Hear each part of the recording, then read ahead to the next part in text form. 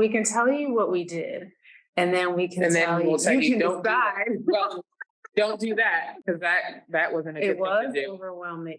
And well, one thing to say, so we launched with a bunch of products, and they were reflections of some of the things that we used for our own care. So that's why it was body care. And it's like, yes, we were still, consuming herbal medicines like internally through teas and tinctures, but we weren't comfortable then necessarily releasing those things first.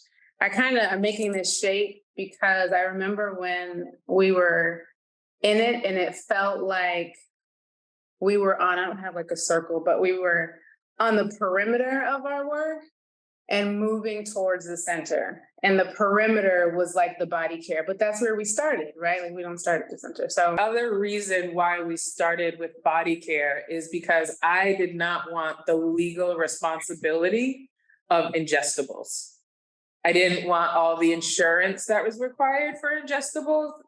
Fair enough. Right. So we started with our natural deodorant, and we had some essential oil blends. We also our cream was great, and a bug spray. So that was and lip balm. We had a couple of flavors of lip balm. We had like 5 different scents of deodorant, and it came in a full size and a travel size. So consider each fragrance, scent, flavor really as a separate thing, because it is like you have to make it separately. It requires all of the same work that you would do for one. So that's a long way of saying it was too big. It would be our suggestion to not launch with that much. Launch with maybe like 3 products. That doesn't mean you stop creating. That doesn't mean that you don't stop producing in the back end and formulating and testing and experimenting. But in terms of putting it out to the world and saying, this is something that I'm going to rinse and repeat over and over, keep making, I would keep that really small until you figure out your production. I would also say keep it small because you want to have complementary packaging. So you want to be able to find multiple uses for your packaging. You also want to find multiple uses for the herbs that you're using. And you also want to leave space for your own personal growth in the work. So for example, when we first launched, we used a lot of essential oils. We don't use any essential oils now, right? So any oil that we use, like we used to have a digestive oil, we moved that to a tincture. Completely different packaging. If you start thinking in this way of like, oh, okay, I'm going to launch, one tincture. Well, think maybe I'd like to launch other tinctures because you already have packaging for that. It gets really overwhelming when you have to keep track of all this stuff and be like, oh, when do I have to reorder? Or you bought it in bulk so that you could save. And then you're like, oh, we're not going to do that anymore. So you didn't really save because you spent it, right? So it's like all of these things that kind of happen. But I think if you start with just a couple of products, it gives you space to ebb and flow. And then it also gives you space because the other thing is people always want something new, right? That is kind of just consumerism. And so I remember people would always come, what's new? What's new? And I'm like, you don't need any, like everything we created is really all you need. But that didn't always jive with people. And so by starting small, but you keep producing and formulating in the background, then you have something else that you can slowly bring to market. And then eventually you'll see that you'll have a whole line. But to start with the whole line is a lot, and it's very overwhelming.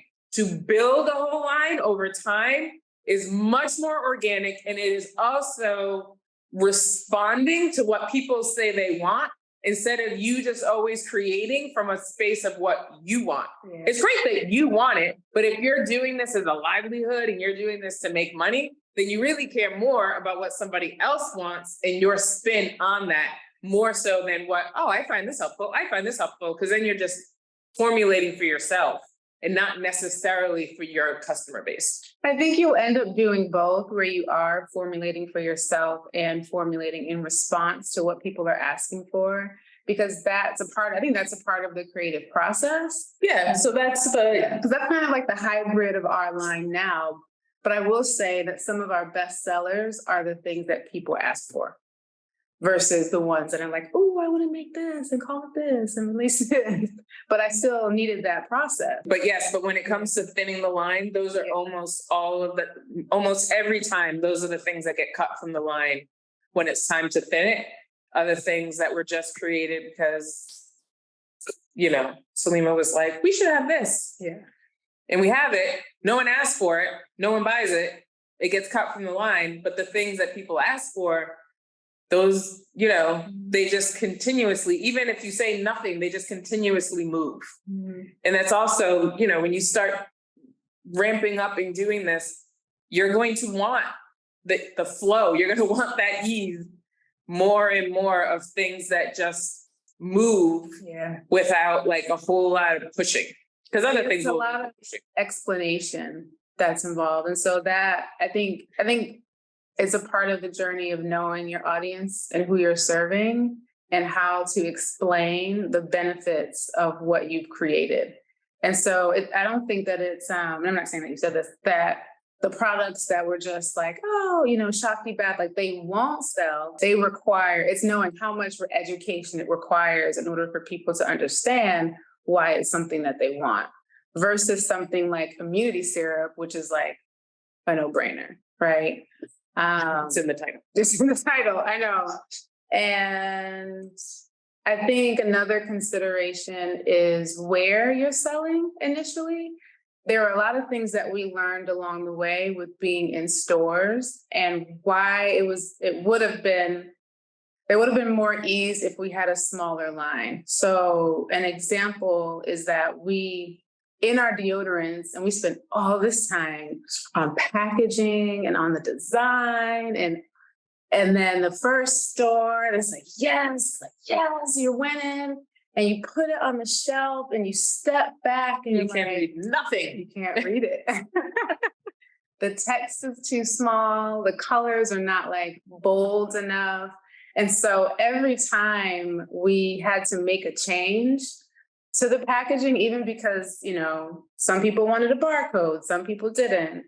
When you start to do more, you're like, oh, I need to include the botanical names. Like every single change meant that we had to change 12, it was 6. Yeah, we had to change 12 labels. And so it ended up being, that's where some of the overwhelm came in, but it was just, we didn't know, like we couldn't have learned any other way, but now you all know.